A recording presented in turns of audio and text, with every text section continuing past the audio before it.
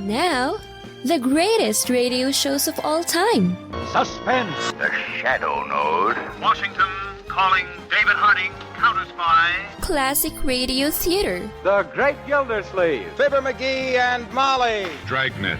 Gunsmoke. The Lone Ranger. Now, step back into a time machine with your host, Wyatt Cox. Good evening, friends of the Inner Sanctum. Yes, the Signal Oil Company continued to produce the Whistler program in the summertime, and that's what we're going to hear now. An episode of the program, July 29th, 1951. And this is a story that even resonates today because, you see, danger is a beautiful blonde. And now stay tuned for the program that is rated tops in popularity for a longer period of time than any other West Coast program in radio history. The Signal Oil program, The Whistler.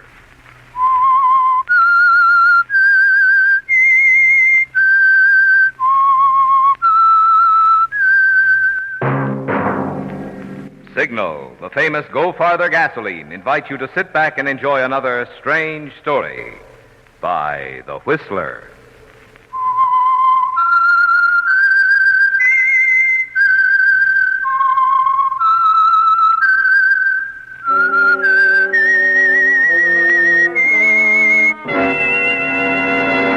I am the Whistler, and I know many things, for I walk by night. I know many strange tales hidden in the hearts of men and women who have stepped into the shadows. Yes, I know the nameless terrors of which they dare not speak. And now for the Signal Oil Company, The Whistler's strange story. Danger is a Beautiful Blonde.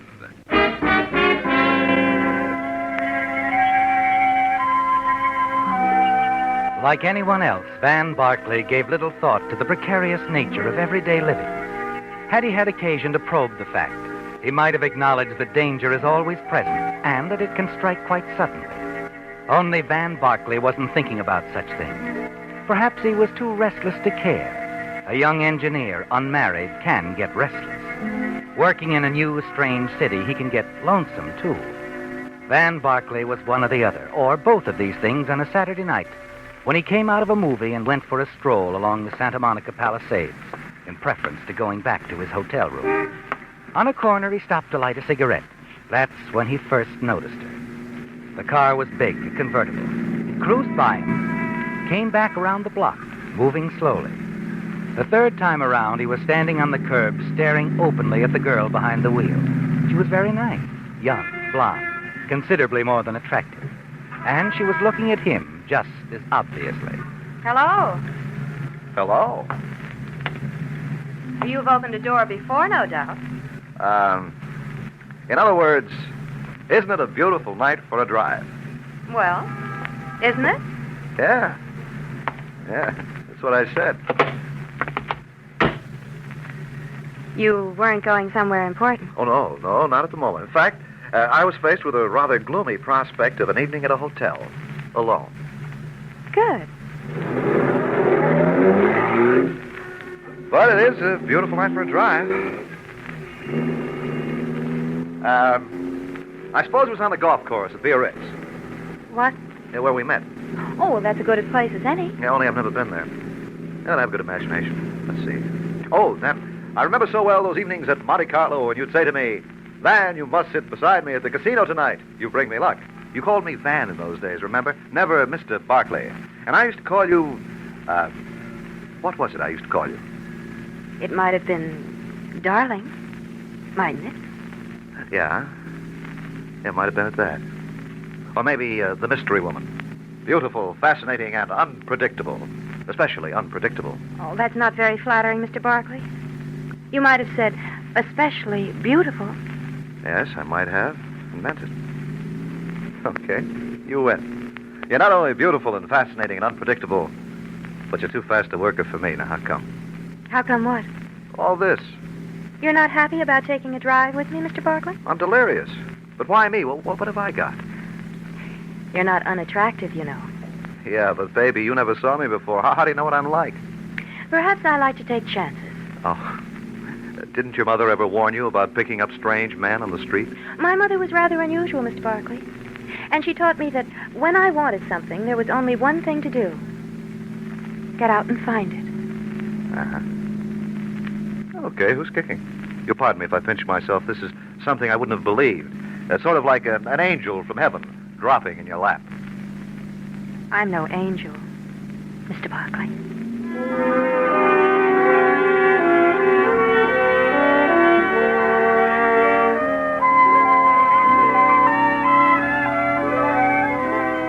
Well, Van, interesting girl, isn't she? Anything can happen on a quiet Saturday night.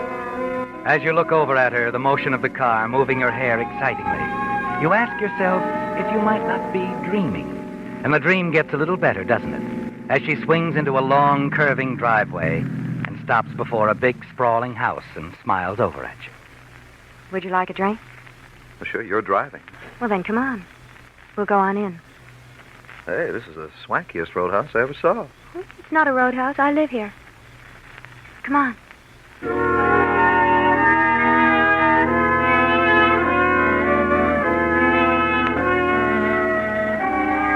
Inside, it's even more unbelievable, isn't it? The big hall, lush carpets, and on the walls, a treasure in fine art. Hey, this is not a bad little place to hang your hat. Oh, hang it then. We like it here.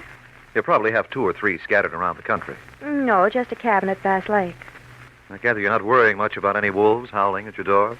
Well, not that kind, Hey, anyway. the guy that owns this must be a movie producer. Hmm? My father. Oh.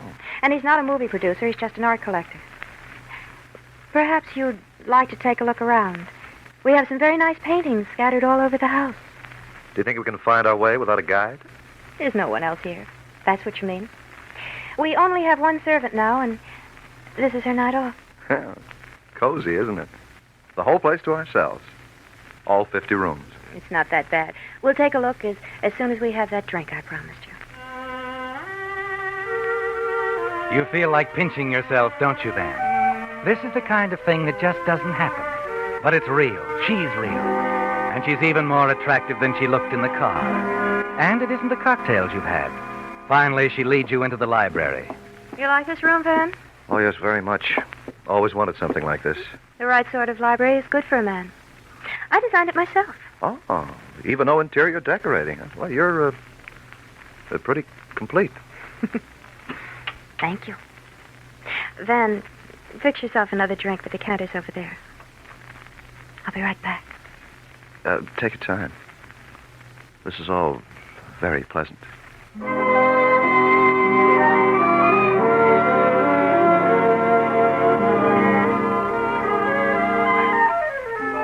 Yes, Van, time means nothing to you right now. You fix another drink, sink into the big leather chair and relax.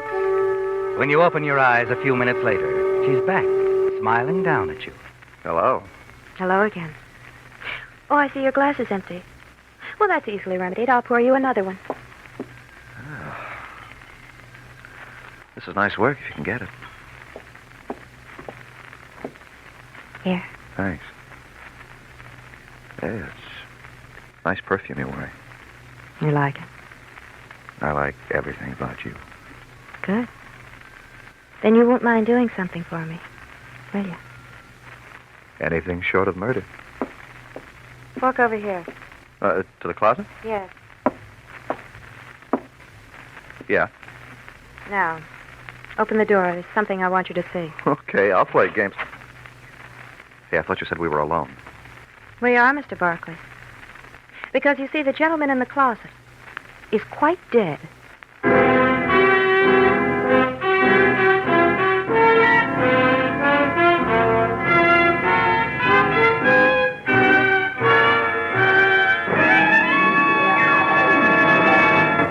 July 29th, 1951, The Whistler on Classic Radio Theater with Wyatt Cox. Now on Classic Radio Theater with Wyatt Cox, an episode of The Whistler, Danger is a Beautiful Blonde, from July 29th, 1951.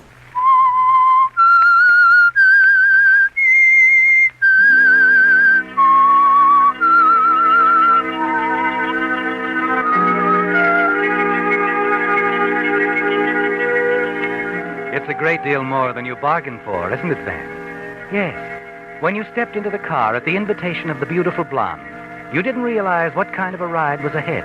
It was like a dream, wasn't it? Going to her home, having cocktails, relaxing. And then in the library, the closet.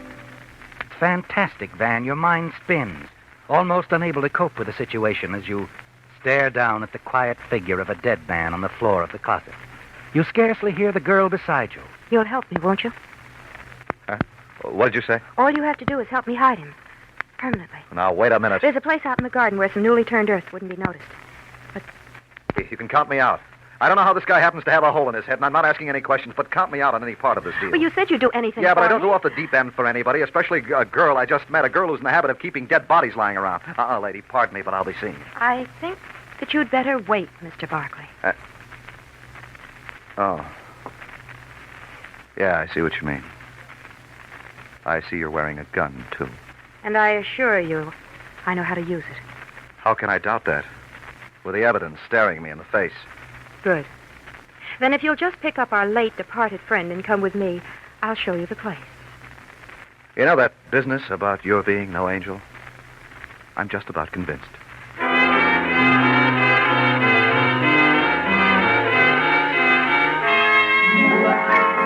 Well, Van, you're in, deep. And there's nothing you can do about it. Not with a gun in your back. You carry the body downstairs as she demands. And go out into the garden. There's a shovel. Start digging. Like I said, dig it big. Sounds like a beach near here. The back of the yard drops off to the beach, but never mind. We've got other things to do. Now dig it deep and wide. Yeah. Okay, dig.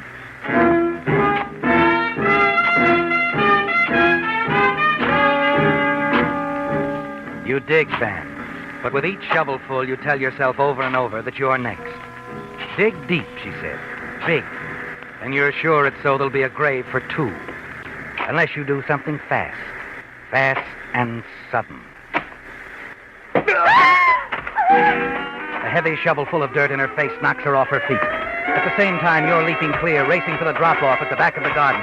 It's a wild, frightening scramble down through the rock and brush until you hit the beach, running hard.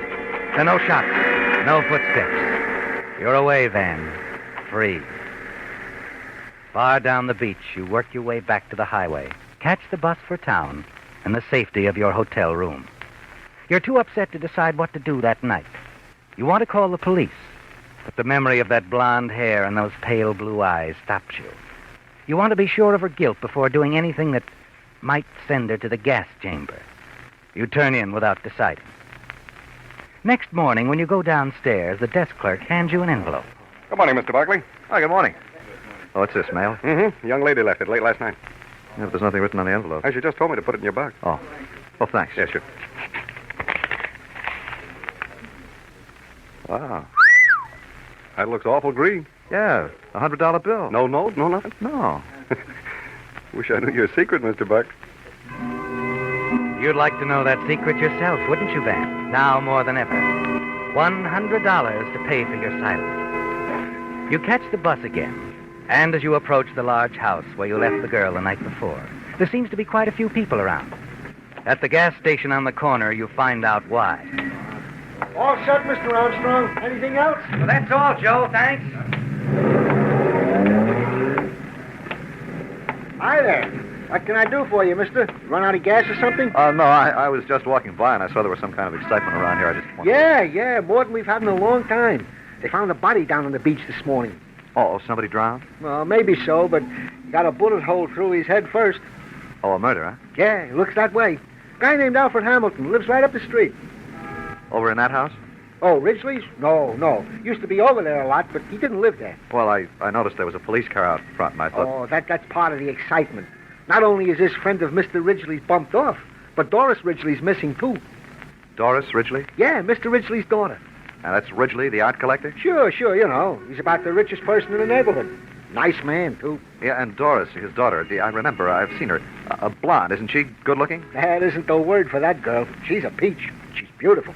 Yeah, but rather hard, spoiled. Doris? Nah, why, there isn't a nicer girl in town. And I ought to know. I've been taking care of her car ever since she started to drive. I sure hate to see her mixed up in anything like this. Missing, too. She might be in the ocean herself, only her car's gone, too. They think she murdered this Hamilton guy? I don't know. But if you ask me, she couldn't have. She's too regular. If she did, she had a good reason. Hamilton was no good. Never could understand why Doris and old man Ridgely put up with him. Just Doris and her father live there? Yeah, Mrs. Ridgely died a while back. Gosh, I hope they find the girl okay. Just about kill the old man if anything happened to her. When was this guy murdered? Last night. And I can tell you exactly when. 10 minutes to 8 on the nose. How can you be sure? Because I heard the shot. You know, I didn't think anything of it at the time, but I did notice what time it was because I was just getting ready to close up. Would you tell the police that? Oh, sure. Where'd the shot come from? Oh, how should I know? It was just a noise. Maybe from the house over there, maybe from the beach where they found him. Oh, thanks. Thanks a lot. Say, who are you anyway? Oh, nobody important. So long.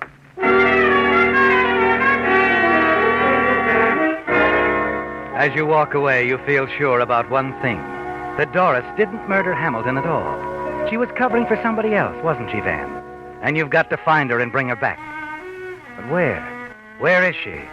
It hit you suddenly. The cabin she mentioned. Yes, at Bass Lake. You decide quickly, Van. Next stop, Bass Lake.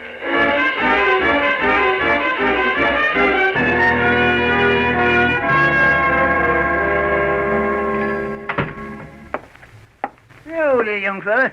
What can I do for you? Got everything here everybody needs. Groceries, notions, drugs, fishing tackle. I'm looking for somebody, Pop. I thought maybe you could give me some directions.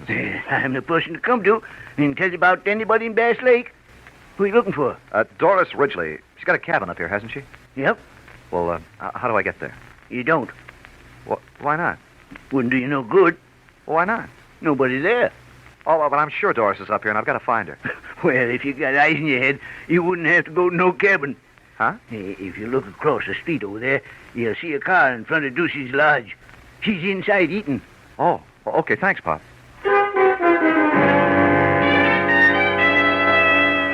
Yes, she is in Ducey's lodge. And you wait outside until she comes out. As she gets into the convertible, you slip around the other side and open the door. Oh. Hello, baby. It's a nice day for a drive, isn't it? Mr. Barkley. Now, don't reach for your bag. I'll take it. I'll take a look inside, too. Yeah, just as I thought. The gun, you've still got it. Well, I'll just keep it this time, if you don't mind. Look, Mr. Barkley. Just a minute, I'll do the talking. First, I'll return this $100 bill. Even if I had a price for this sort of thing, it wouldn't be $100. It's all I had last night. I said even if I had a price. I don't. I'll keep my mouth shut until I'm ready to talk. Or you are. What makes you think I have anything to talk about? Look, I think I know a good kid when I see one. If you're really in trouble, I'm sorry, but I don't think you are. I don't think you killed this heel Hamilton. I think you're covering up for someone. No, I'm not. I killed him. He was threatening me, to tell something about me. So I killed him. I don't believe you. All you did was try to get me to help cover up somebody else's work. No, that's not true. Okay, so you're not ready to talk. Come on, let's go for a drive. Well... You know, I'm sorry I had to smother you with that shovel full of dirt last night. But I didn't like the prospect of sharing that hole in the ground with Hamilton. You mean you thought I'd kill you? I never intended to do that. Well, how did you think you'd get away with it then? Just let me walk away to tell the cops? I don't know. Okay, baby. Of course you don't know. You're mixed up in something you know nothing about. You couldn't have killed this guy Hamilton any more than you could have killed me. So come on, come clean. I can't. Now look, whoever this is you're covering up for, they'll be found out eventually. Probably they had a good reason for doing this, from what I heard about Hamilton. But now you've got to get yourself off the spot, and me too. We're accessories to the murder. I know. Mr. Barkley, why are you doing this? Why did you come here? I'll show you why. Does that answer your question? No talking now. Come on, start driving.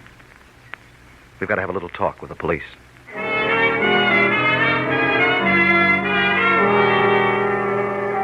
Well, Van, you found her, and she's grateful. You can see that.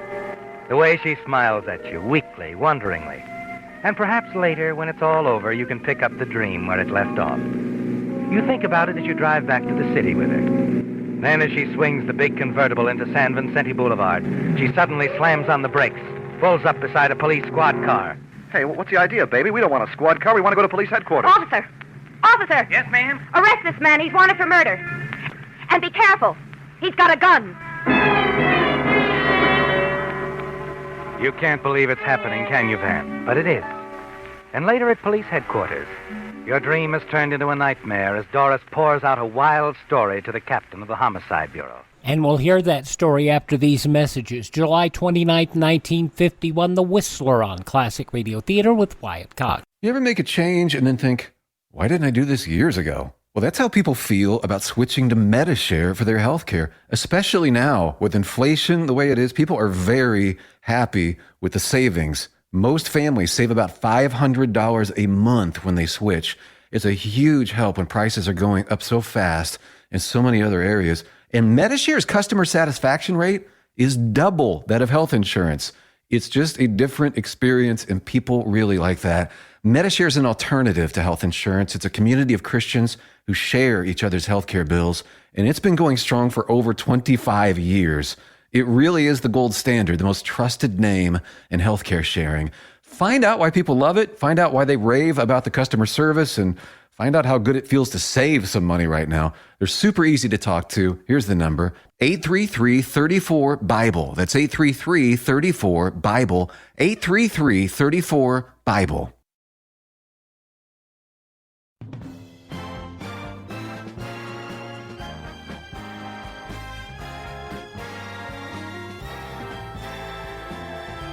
Now on Classic Radio Theater with Wyatt Cox, the conclusion of The Whistler, Danger is a Beautiful Blonde, from July 29th, 1951. They were both at my house last night. They left together, and then I heard a shot. When I went looking, I found Mr. Barkley standing over Alfred's body down on the beach. He'd taken his wallet. What? You'll find it in his pocket now. The officer already has the murder gun. Are you kidding? I haven't any wallet. I don't have any... Easy now. Well, seems you do have a wallet, Mr. Barkley. You see, Captain? Oh, but look, she put it there, slipped it into my pocket while we were driving. This is Hamilton's wallet, and this is the same caliber gun that killed him, Barkley. But I tell you, I didn't kill him. It's all a lie. Oh, hello, Ridgely. You sent for me, Captain? Yes, thanks for coming right over. I'm glad I did. The lad's telling the truth, Captain. He didn't kill Hamilton. Dad! It's no use, Doris. I appreciate what you're trying to do, but you can't protect me. Dad, please. Please don't say anything. I said it's no use, dear. You can release them, Captain. This young man and my daughter. I killed Hamilton. He was no good. I shot and killed him.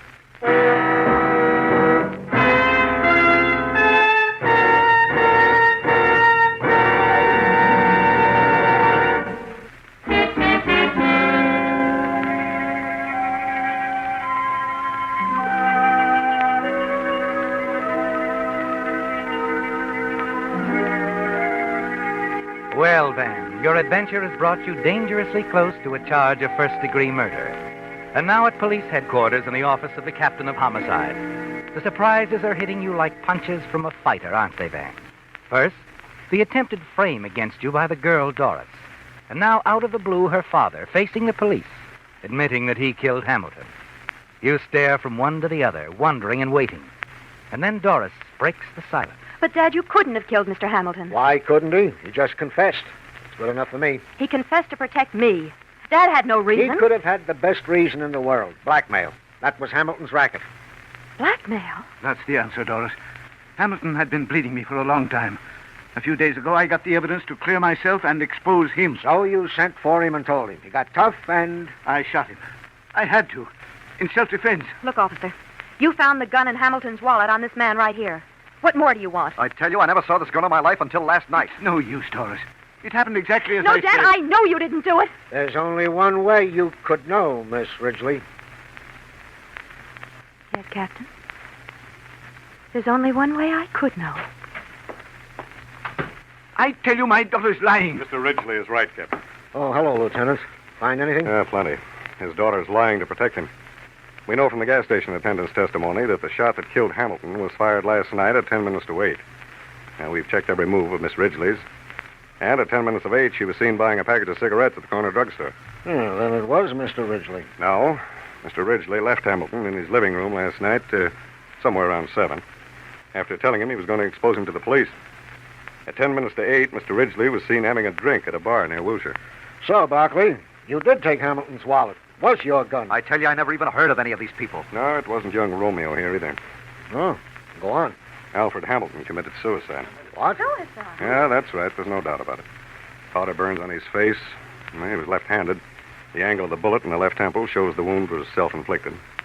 Paraffin tests on his hand proved beyond a doubt that Hamilton fired a shot a few seconds before his death. I guess when he realized Mr. Ridgely was going to expose him to the police, he just couldn't take it. Oh, good work, Lieutenant. Now, Mr. Ridgely, you'll come into my office. The Lieutenant and I will show you the reports. Of course, Captain. We'll wait in the car, Dad. I'll be along in a minute, Doris. Well, baby, you gave me a nice ride. A very nice ride. Honestly, Vanna, I'm terribly sorry, but I was worried crazy about Dad. But do you think we could have that drink again? Sometime? Maybe. Now, look, you're a nice kid. You're beautiful, fascinating, all those things. Especially beautiful. But, baby, if you ever see me walking down the street again, just drive on by, please.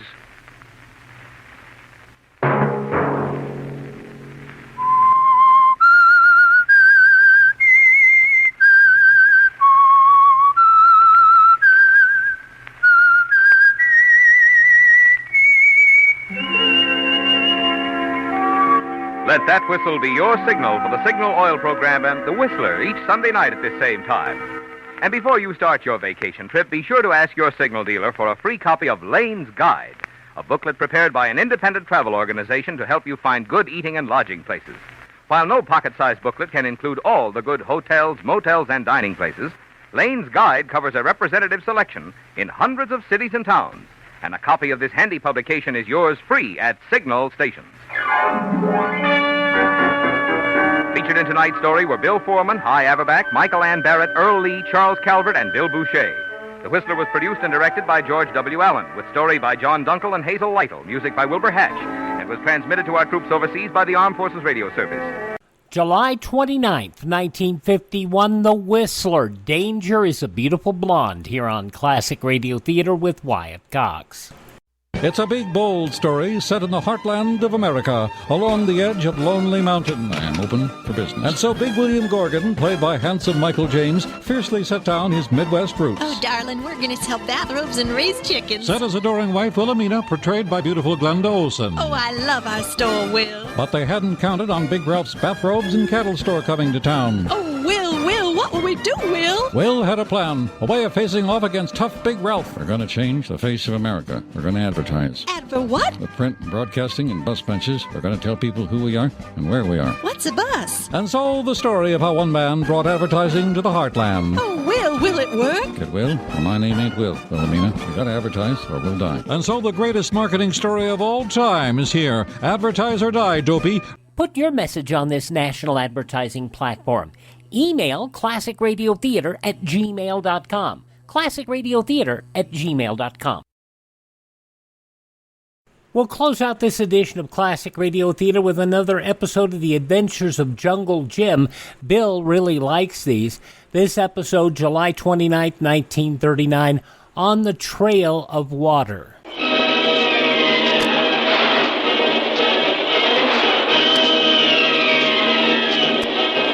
Presenting The Adventures of Jungle Jim.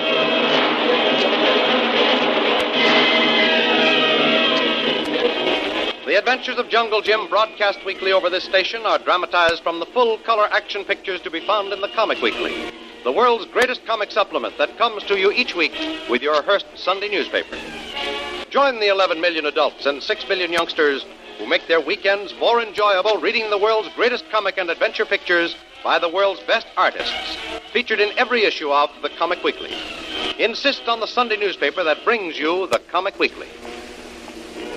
When Jungle Jim began the search for young Stacy's wife who had been kidnapped or spirited away by hostile natives, he split his forces into 2 units. Following a fresh trail to the northeast, Jungle Jim finds marked indications that the natives and Stacy's wife are not far ahead on the trail.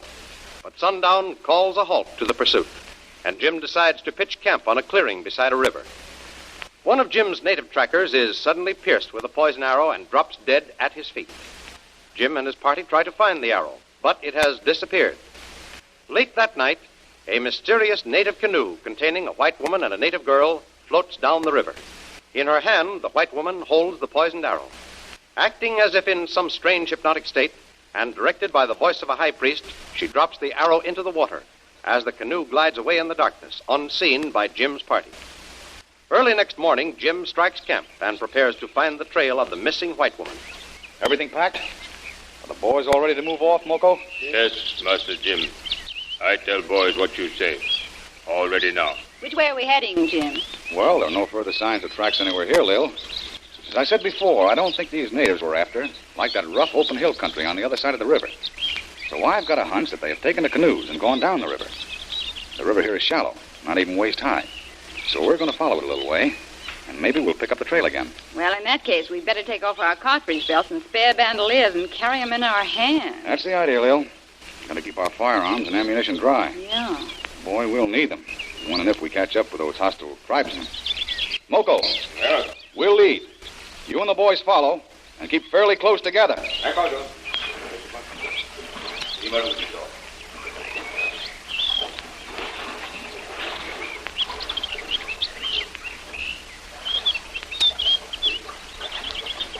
Keep your eyes open for any signs of a trail as we go along the riverbanks now.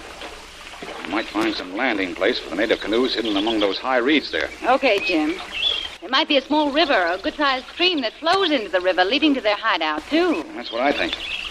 They must have a base in this back country somewhere. Uh-huh. They might use the water to cover up their tracks. Well, I hope we don't have to follow this river very far. This is hard, slow travel. We can't cover much distance. You know, the river flows fairly fast, and it's tricky trying to keep your balance. Uh-huh. Here's what we're looking for, Jim. Look over there. Those reeds and rushes have all been broken down, clear up into the bank. Good work, Lil. We'll call a halt while Moko and I have a look in there. Come up with me, Moko. Coming, Master Jim. You're right, Lil. By the look of things, someone has been here. Ready, Master Jim. You find something? Yes, Moko. This place looks as if it's been used for a canoe landing. Let's go in and see. Yes, Master Jim. Canoe been pushed in here. Maybe last night. See how reeds broken? Still green. Not happened long ago. That's right, Moko. And look up there. See that cut in the bank? That was made by the canoe where it was shoved up on the bank and off again. You see any sign of tracks? Yes, Master Jim. Look. Here in soft earth. That be white woman's footprints there. And here more tracks. This made by native girls. Fresh track, too. Maybe made in night sometime. Well, how about native men's footprints, Moko? They must have been here, too. Well, look around carefully. No, Master Jim. No more track, just two kind. One white woman, that be Mrs. Stacy. Other be native girl, Nari. That all. No more. Moko sure. Well, that's funny, Moko. Yesterday, we followed the trail to the edge of the river where we camped for the night. That trail plainly showed Mrs. Stacy's, Nori's, and quite a few native tracks. They all disappeared at the river, and now only two pair of tracks show up here. Those natives surely didn't go off and leave them. No, Master Jim. Moko think Mrs. Stacy and Nari be brought here in big canoe with natives. Then Mrs. Stacy and Nari get out of big canoe. And were put into a small canoe that was hidden here in the reeds. Moko think that be right, Master Jim. Okay, so much for that. Let's suppose they did get into this canoe alone. Where do they go from here? Certainly not towards our camp. There's a long stretch of open land where we were. If they'd gone past our camp in the night, the guards would have easily sighted them. That be right, Master Jim. Canoe can only go this way, down river. Then we're still on the right trail. Come on, Moko. If our luck holds out, we'll still have a good chance to catch up with them. What's the good word, Jim? Did you find anything? Oh, I'll say we did. We're still on the right trail. Yeah? Yeah. There was a canoe beached up on that bank, all right. And what's more, we found fairly fresh tracks of Mrs. Stacy and her native maid, but no others. Which means they were alone in the canoe. Oh. They could take only one course, down the river. If they'd gone past the camp, the guards would have seen them and given the alarm. Come on, let's get going again. What do you suppose happened to the natives whose tracks we followed yesterday? Well, Lil, That's part of the mystery we haven't solved as yet. Do you suppose that those natives left Mrs. Stacy and Norrie behind, and one of them fired the arrow that killed our native boy? Maybe. But if they did, it's because they were drugged or put under some unnatural pressure to do it. This certainly is developing into the weirdest, most fantastic job we've ever tackled. You're telling me. I don't mind fighting someone or something we can see. But it comes out in the open once in a while. But this tribe of murderers are practically invisible. What's worse, it appears they use women to do their killing for them. Wait, Lil. Here's a small stream. They may have turned in here. Moko! Rigo! Bring up another boy with you and examine the banks on both sides of the mouth of this stream. Yes, Master Jim. Bulamino! Diggy, meant to know. I'll have a look around myself. Looks to me as something has happened over there. Those reeds are all bent over. Maybe the current of the water, but I'm not taking any chances. Master Jim. Moku think canoe go down little stream here. See, marks on bank there. Canoe run up from bank little way. Earth there, chopped by paddle where someone try push canoe off again. What did he find, Moko? Same mark, like here on this bank. I get it now. The white woman and native girl were in this canoe, and neither one of them very experienced in handling it, especially in this cross current, where the one stream flows into the river. They wanted to go down this stream, but in trying to turn in, they ran the canoe up on this bank, then backed off. Right? Yes, Master Jim. Have trouble to turn canoe. And they backed off on the other side and pushed it off. Then the current coming down the river caught the stern of the canoe and swung it out, and the bow in toward the stream. Then they paddled it down. Think you be right, Mr. Stacy. No tracks on bank, so no one get out. So must go on down here. Well, that sounds logical enough to take a chance on. Okay, Lil. I'm sure we picked up the trail again. We'll head down the stream here. Now look, it's narrow and banked by high reeds, and we may be near their hideout, so everybody be on their guard. This is darn dangerous territory.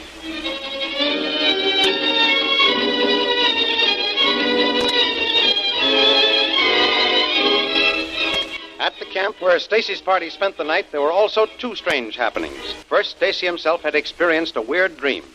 His description of the dream likened it to the mysterious incident of the white woman and the native girl in the canoe, which had occurred near Jim's camp that same night.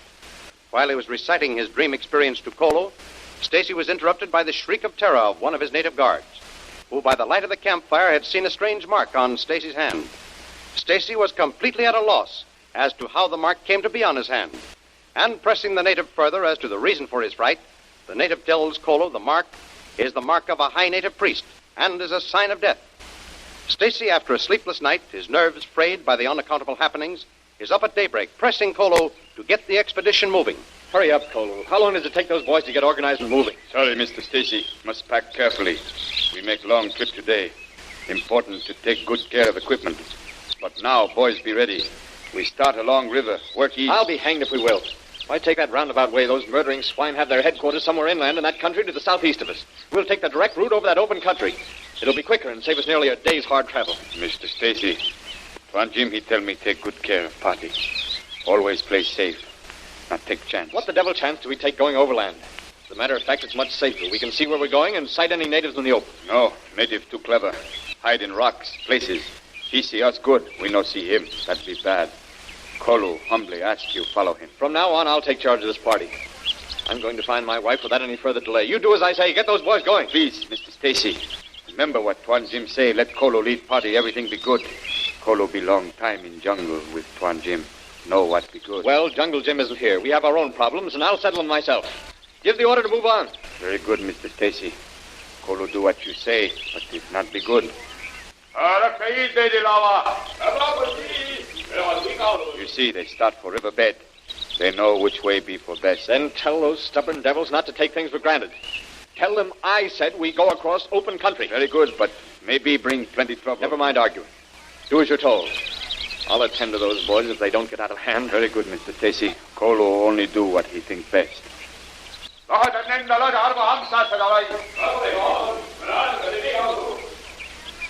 tell them what you say. They say not good. You be wrong. Native boy. Say mark of death on you. Come on them too. Not want to go. I deliberately fired over their heads, Kolo. That's a warning. If they don't obey, I'll spray this automatic right into them. Now let's go. You see? Now they're moving. You've got to handle these natives with a firm hand. Let's pick up the step at a fast pace. Well, now, are you satisfied that I knew what I was doing? Been on the trail almost 8 hours. Moved over plenty of ground without even the slightest cause for hesitation. Maybe you be right, Mr. Stacy. But this be bad country. Easy for natives to hide, watch us, and then attack. See, Master Stacy, ridge over there. Rocks make good place for native to hide. Oh, nonsense, Kolu. If they were going to attack us at all, they would have done so hours ago. Those natives are impulsive. They don't wait. We're perfectly safe.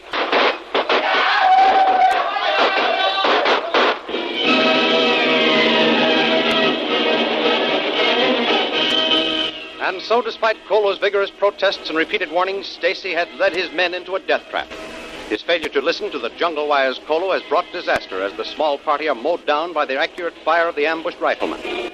Once again, the sinister enemy has struck with death-dealing speed and fulfilled the message of the sign placed on Stacy's hand.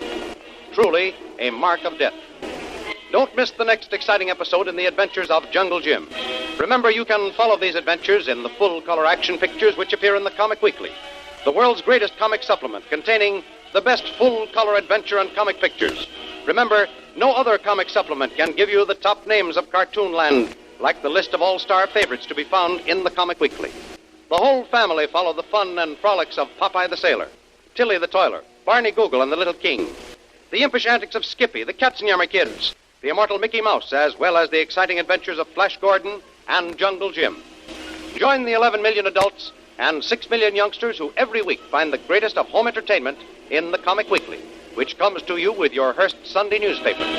More thrilling radio adventures of Jungle Jim will be heard at this same time next week over this same station. Be sure to tune in. From July 29th, 1939, The Adventures of Jungle Jim here on Classic Radio Theater with Wyatt Cox. Everything's okay. Everything's okay. Thank you for tuning in. Please thank this station, support their advertisers. Their kindness and courtesy allows us to be with you each and every time we show up here on your favorite station. Visit my webpage, classicradio.stream. You can stream our shows on demand, learn more about classic radio collecting. You can find all of our social media links. You can find a link of podcast apps where you can download our shows. You can contact me, and you can even buy me a coffee if you're so inclined. That goes to trying to help us find more great classic radio theater programs. Thanks for tuning in, and tell all your friends the great radio shows are right here at this spot on the radio dial. Classic Radio Theater with Wyatt Cox on your favorite radio station.